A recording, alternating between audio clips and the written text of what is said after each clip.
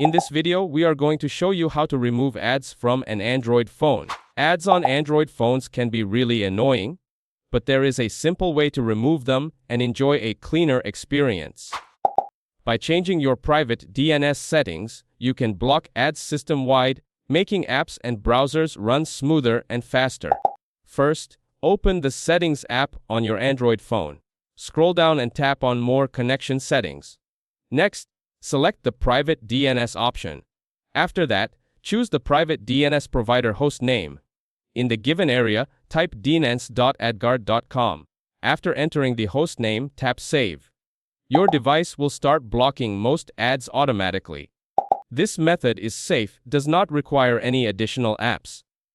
With this simple step, Android users can enjoy an ad-free experience, smoother app performance, and even save some mobile data. Applying this DNS setting keeps the phone distraction-free and more efficient.